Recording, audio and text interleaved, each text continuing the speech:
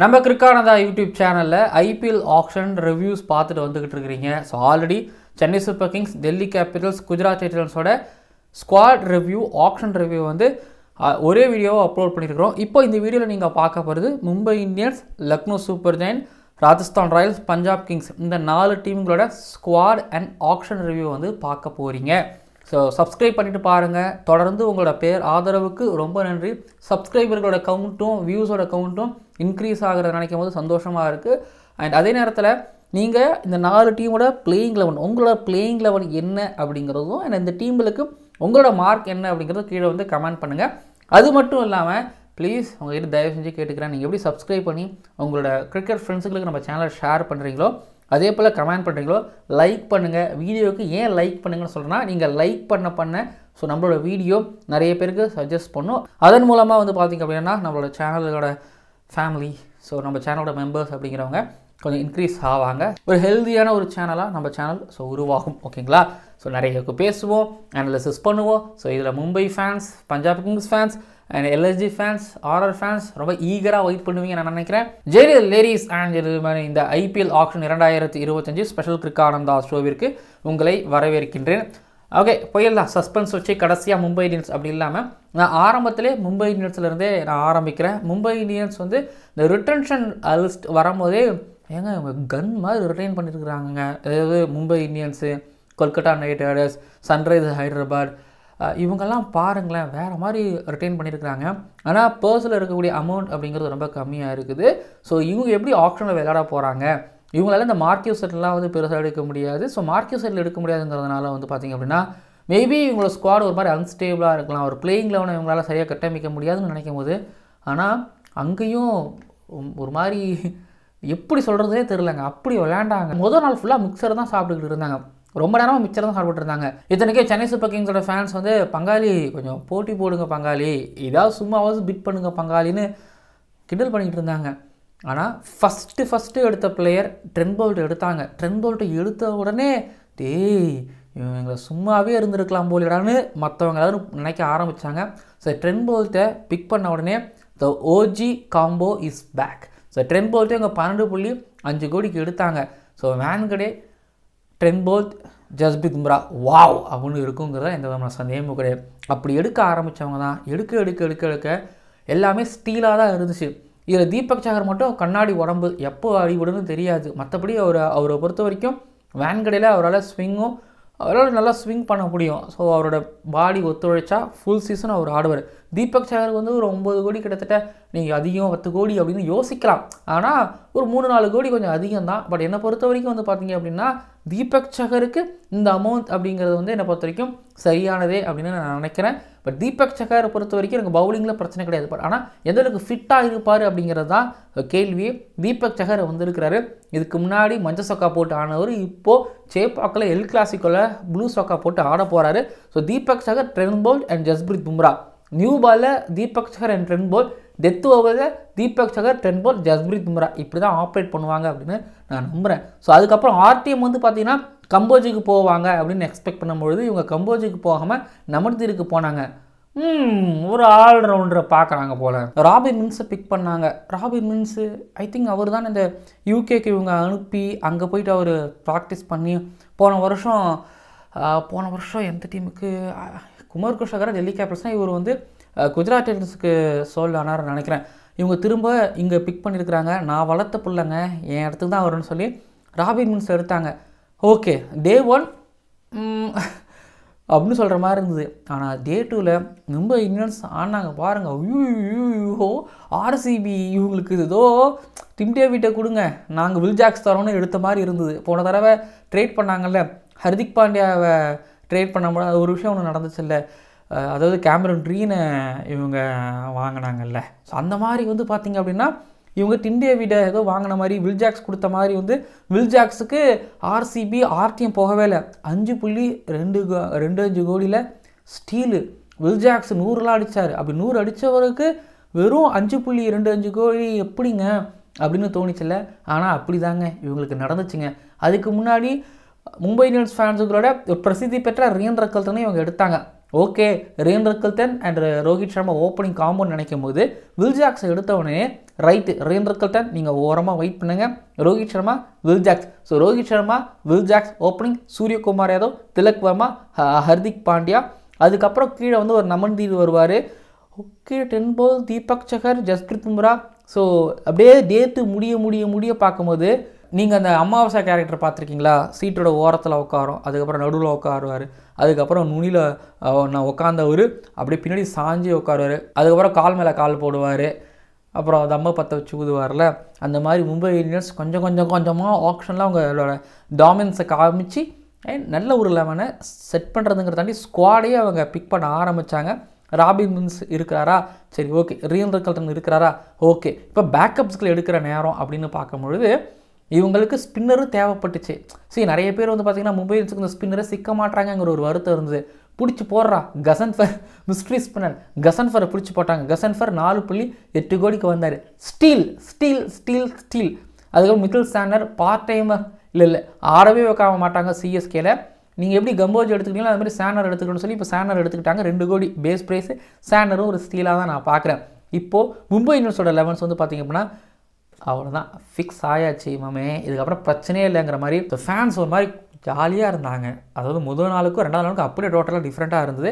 Rohit Sharma, Will Jacks, Suryakumar Yadav, Tilak Varma, Hardik Pandya, Robin வில்லியம்ஸை வந்து I think wicket கீப்பராக யூஸ் பண்ணுவாங்க. ராபின் வில்லியம்ஸ் 6ல் வரமாட்டார், நமன்தீர் தான் 6ல் வருவார். அதுக்கப்புறம் மிட்டல் சாண்டருக்கு ஒரு இடம் கிடைக்கும் 7ல். அப்போ ராபின் வில்லியம்ஸ் வந்து பார்த்திங்க அப்படின்னா வெறும் விக்கெட் கீப்பராக மட்டும் தான் இருப்பார், பேட்டிங்க்கு வரத்துக்கு வாய்ப்பே இல்லை. ஏன்னா சாண்டர் வரைக்கும் இருக்கிறாங்க பேட்டிங் பண்ணுறதுக்கு. கொஞ்சம் தீபக் சகர் ஓரளவு பேட்டிங் பண்ணுவாருங்கிறது கூட நீங்கள் வச்சுக்கோங்களேன். பட் ராபின் வில்லியம்ஸு சைதும் ஸ்டார்ட் ட்ரோஃபிலையும் நல்லா விளையாண்டுருக்காரு. தென் அவரோட வீடியோஸ்லாம் சிலதெல்லாம் பார்க்கும்போது என்னடா இப்படி அடிக்கிறாரு அப்படிங்கிற மாதிரி இருக்குது. பட் மும்பை இந்தியன்ஸோட ஸ்கவுட்டிங் தான் வேறு. அதுக்கப்புறம் வந்து பார்த்திங்க அப்படின்னா நியூசிலாண்ட்லேருந்து பெவன் ஜேக்கப் எடுத்திருந்தாங்க. ஸோ ஸ்குவாடில் இருப்பார், பட் 11ல் எந்த அளவுக்கு இருப்பார்னு எனக்கு பெருசாக ஐடியா கிடையாது. சாண்டருக்கு இங்கே நீ ஃபுல் டைம் ஒர்க்கராக இருப்பா, உனக்கு நான் வேலை தரேன்ப்பா அப்படின்னு சொல்லி கண்டிப்பாக அவருக்கு ஹர்திக் பாண்டியா, ஜெயவர்தனை வேலை கொடுப்பாங்கன்னு நினைக்கிறேன். சாண்டர் 11ல் இருக்கிறாரு. தீபக் சகர், 10 ball ஜஸ்பிரித் பும்ரா. வேறு என்னங்க வேணும்? இப்போது இம்பாக்ட் சபா கசன்ஃபர் ஆட வச்சாங்கன்னா சோலி முடிஞ்சிச்சு அப்படின்னு சொல்கிற மாதிரி இருக்குது. அண்ட் 10 ball பேக்கப்பாக ரீஸ் டோப்லி. ஸோ மேலே வில் ஜாக்ஸ் தேவையில்லை அப்படின்னா போக மாட்டாங்க, தேவையில்லைன்னா போக மாட்டாங்க. ஏன்னா ஆர்சிபியோட மேனேஜ்மெண்ட்டுக்கு போயிட்டு ஆகாஷ் அம்பானி கை கொடுத்து கட்டி பிடிச்சின்னா அப்போ இவங்களோட பிளானில் வில் ஜாக்ஸுக்கு ஒரு பெரிய ஒரு இடம் இருந்திருக்குது. அப்போ ரெயின் ரிக்கல்டன் வெயிட் பண்ண தான் செய்வாங்க. SA20 என்ன தான் எம்ஏ கேப்டனுக்காக இவர் சேவைகள் செய்தாலும் கரண் சர்மா, லக்கி சாம் வேணும்னு சொல்லி முதல் நாளே எடுத்து வச்சுட்டாங்க. அதுக்கப்புறம் எனக்கு மும்பை இந்தியன்ஸ் ஆக்ஷன் ஸ்ட்ராட்டஜியில் ரொம்ப பிடிச்சிருந்தது என்ன அப்படின்னா அர்ஜுன் டெண்டுல்கர். அவரை வந்து அன்சோல்டாக விட்டு அதுக்கப்புறம் அவர் எடுத்தாங்க. 30 லட்சத்துக்கு அவரை எடுத்தாங்க. வழக்கம் மும்பை இந்தியன்ஸ் அதை பண்ணுறது தான். ஆனால் இந்த தடவை ஒரு மாதிரி ட்விஸ்ட்டு பண்ணாங்க போல். கண்டிப்பாக அர்ஜுன் டெண்டுல்கர் அழுதுகிட்டே போய் அப்பா கிட்ட சொன்னாலும் அப்பா டெண்டுல்கர் கண்டிப்பாக மும்பை மேனேஜ்மெண்ட்டை வெளுக்கிறதுக்கு வாய்ப்புகள் இருக்குது. பட் அதெல்லாம் சின்ன கற்பனையே. பட் ஓவரால் எடுத்துக்கிட்டிங்க அப்படின்னா மும்பை இந்தியன்ஸ் கடப்பாறை போன வருஷமும் கடப்பாறை, இந்த வருஷமும் கடப்பாறை. மும்பை இந்தியன்ஸோட கடப்பாறை அப்படிங்கிறது வந்து மெகா ஆக்ஷன் நடந்தும் மும்பை இந்தியன்ஸை எதுவும் பண்ணவும் முடியலை.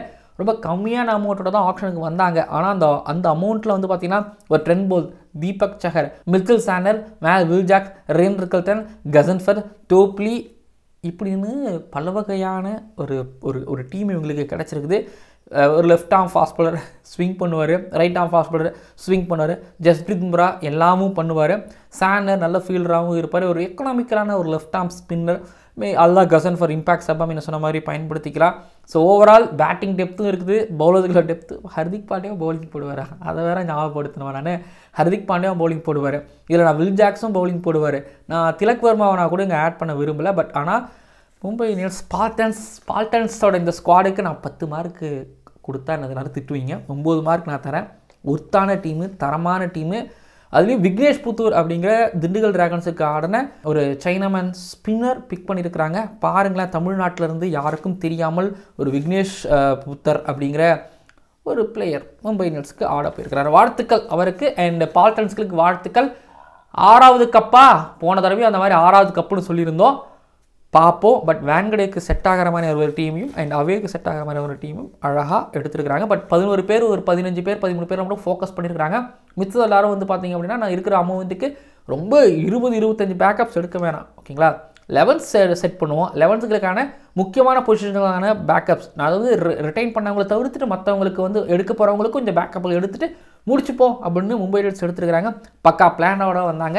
பக்கா பிளானோட வந்து என்கிட்ட 10க்கு 9 மார்க் வாங்கியிருக்காங்க. உங்களோட மார்க் என்ன, உங்களோட பிளேயிங் லெவன் என்ன அப்படிங்கிறத கீழே வந்து கமெண்ட் பண்ணுங்கள். அடுத்ததாக லக்னோ சூப்பர் ஜெயண்ட்டோட squad review and auction review பார்க்கும்போது லக்னோ சூப்பர் ஜெயண்ட்டு இவங்க மற்றவங்க மாதிரிலாம் இல்லை, வந்தாங்க சடன்னு இவங்க பாட்டு எடுக்க ஆரம்பித்தாங்க. இவங்களோட ஸ்குவாடை பொறுத்த வரைக்கும் எடுத்துக்கிட்டிங்கன்னா நம்ம ஆர்கியூ செட்டில் ரிஷப் பண்ட்டுக்கு 27 கோடி போனாங்க.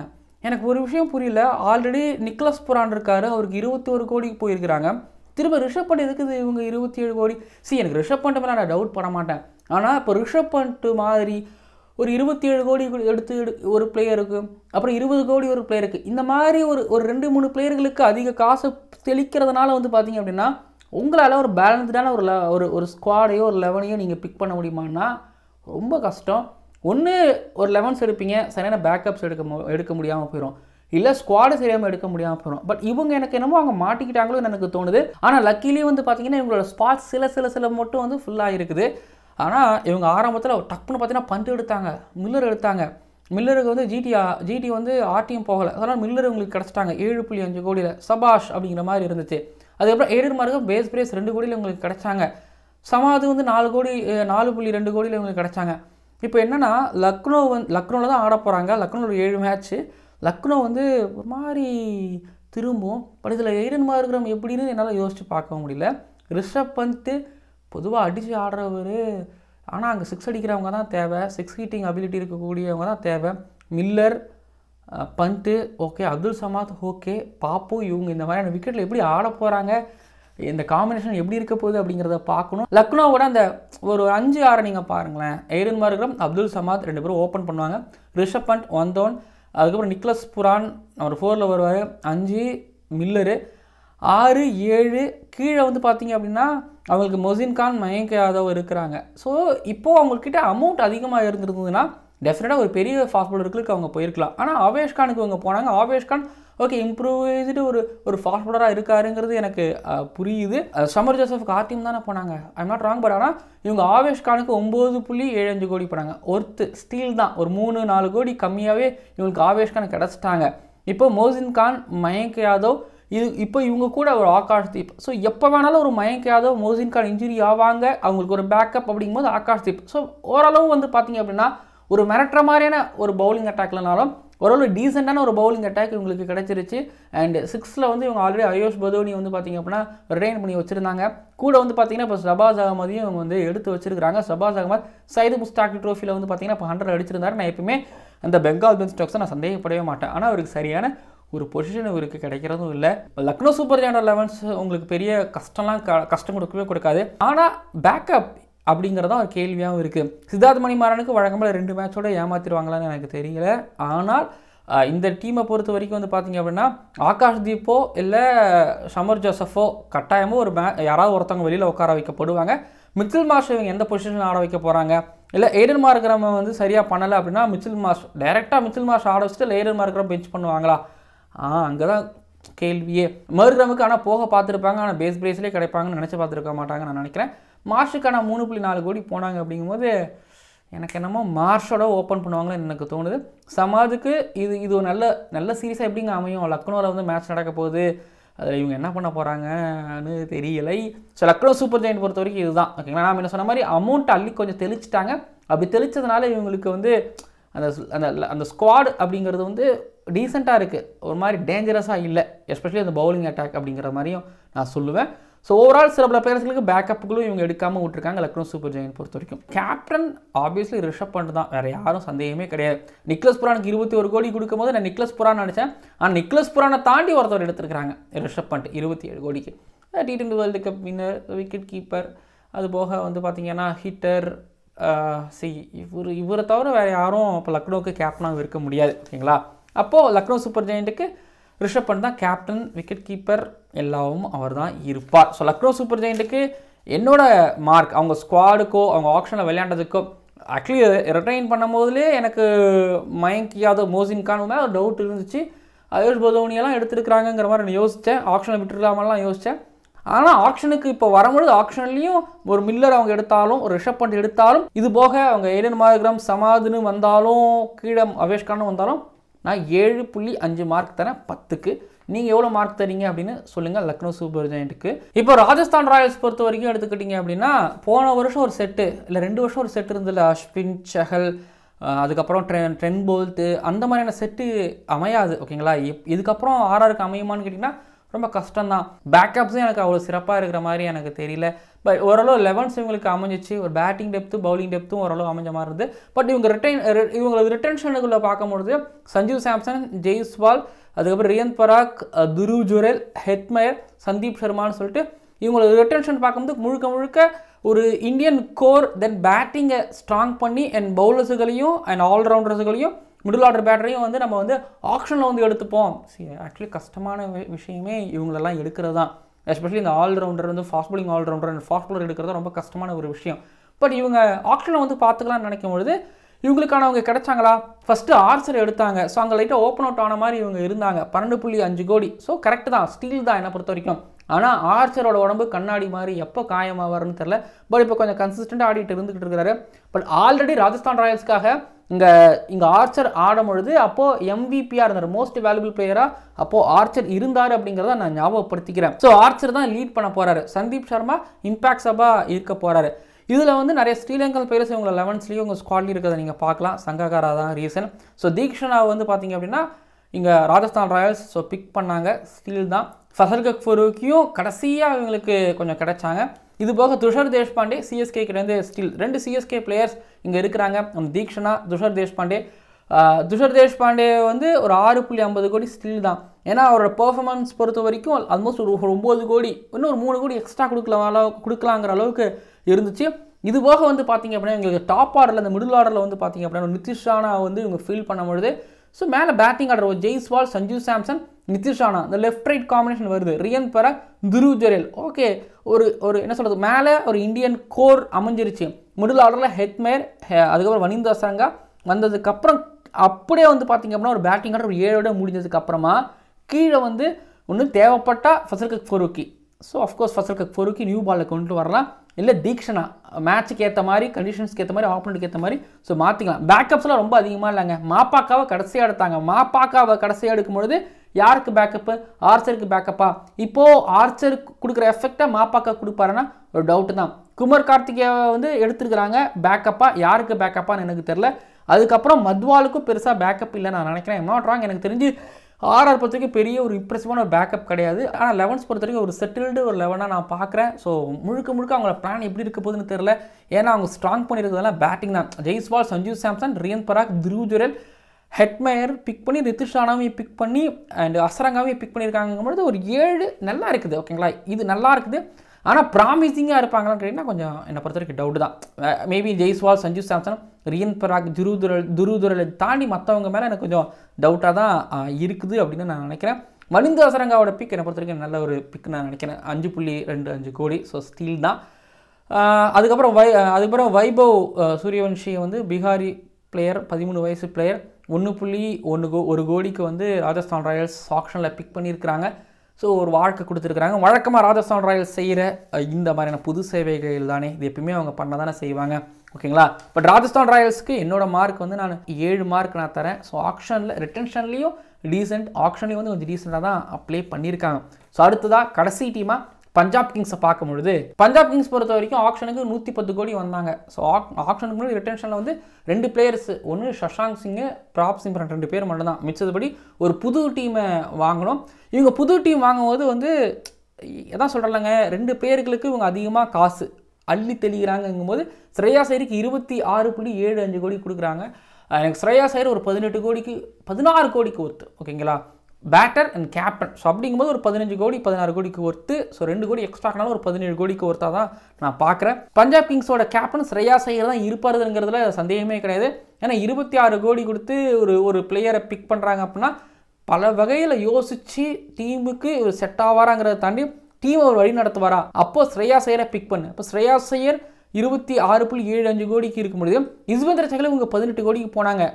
ஒரு லெக் ஸ்பின்னருக்கு ஐபிஎல் ஹிஸ்ட்ரியிலேயே இவ்வளோ கோடிக்கெலாம் சான்ஸ் இல்லைங்க. ஃபார்முலர்களுக்கு தான் அந்த பேட் கமெண்ட்ஸ்க்கு 18 இல்லை இல்லை ஸ்டார்க்கு 18 கோடியா? ஸோ இவங்களுக்கு தான் வந்து பார்த்தீங்கன்னா 18-15 போச்சு, பேட்டர்ஸுக்கு தான் போச்சு.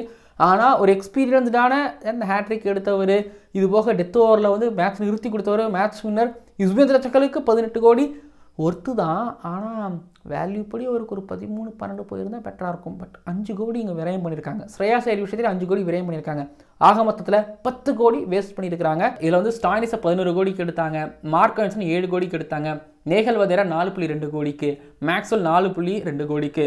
ஸோ ஓவரால் அதுக்கப்புறம் ஹர்தீப் சிங் 18 கோடிக்கு இவங்க ஆர்டிஎம் போனாங்க. ஆனால் 18 கோடிக்கு ஒருத்தருக்கு ஆர்டிஎம் போய் ஒருத்தர் 18 கோடி ஸ்பெண்ட் பண்ணி ஒருத்தருக்கு 26 கோடி ஸ்பெண்ட் பண்ணியும் இவங்களோட பர்ஸ் அமௌண்ட் அடிப்பட்டாலும் பட் நல்ல டீமை ரெடி பண்ணியிருக்காங்க பாருங்கள். இப்போ மார்க் ஆன்சன் ஸ்டாயினிஸ் யாராவது ஒருத்தவங்களா இல்லை 2 பேரும் ஆடுறதுக்கு வாய்ப்பு இருக்குது. மார்க் ஆன்சன் ஒரு பியூர் ஃபாஸ்ட் பாலராக ஆடுறதுக்கு வாய்ப்பு இருக்குது. இப்போ ஸ்டாயினிஸ்க்கு பேக்கப் ஒமர்சாய், சந்தேகமே கிடையாது, ஒமர்சாய் தான் வருவார். இப்போ மார்க் ஆன்சன் வேணாம், ஃபாஸ்ட் பாலர்னா ஃபெர்குசன் ஆட வைக்கிறதுக்கு ஒரு வாய்ப்பு இருக்குது. அண்ட் இது போக வந்து பார்த்தீங்க அப்படின்னா ஓப்பனரிங் தான் ஒரு மாதிரி யோசிக்க தோணுது. பட் ஆனால் ஜோஷ் இங்கிலீஷ் இருக்காருங்கிறதால நம்ம யோசிக்க வேணாம் பெருசாக.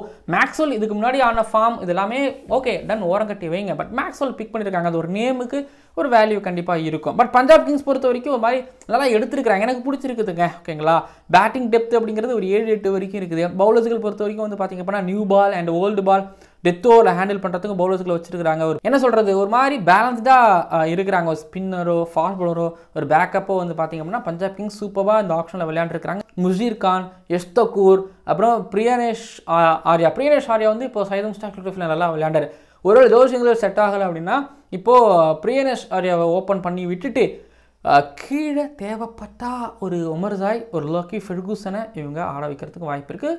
வைஷக் விஜயகுமார் 1.30 கோடிக்கு ஸ்டீல் இந்தியாவுக்கு ஆடிட்டார். ஓவரால் பஞ்சாப் கிங்ஸ் பொறுத்த வரைக்கும் என்னோட மார்க் வந்து நான் 8.5 மார்க் தரேன். பட் நல்ல ஸ்குவாட் பஞ்சாப் கிங்ஸ் சூப்பராக எடுத்துருக்காங்க, பிளான் பண்ணி திட்டம் போட்டு எடுத்துருக்காங்க. ஓகே, நல்ல ஸ்குவாடு தான் என்னை பொறுத்த வரைக்கும், எந்த விதமான சந்தேகமும் கிடையாது. நீங்கள் எவ்வளோ மார்க் கொடுக்குறீங்க அப்படிங்கிறத கீழே வந்து கமெண்ட் பண்ணுங்கள். அண்ட் இந்த வீடியோ இதோட நிறைவடையுது, கொஞ்சம் லாங்காக தான் இருக்கும், பொறுத்துக்கோங்க. என் அடுத்த வீடியோ RCB KKR SRHக்கான ரிவ்யூ வருது. ஸோ மறக்காமல் பாருங்கள், மறக்காமல் சப்ஸ்கிரைப் பண்ணுங்கள், பக்கத்தில் இருக்க பெல் ஐக்கானை கிளிக் பண்ணுங்கள். மார்க்கும் சொல்லிட்டேன், என்னோட 11 சொல்லிட்டேன், உங்களோட 11 என்ன அப்படிங்கிறத கீழே வந்து கமெண்ட் பண்ணுங்கள். ஸோ பார்ப்போம். என் அடுத்தடுத்த வீடியோக்களில் உடனே வருவேன், ரொம்ப தூரம் நான் உடனே வந்துடுவேன்.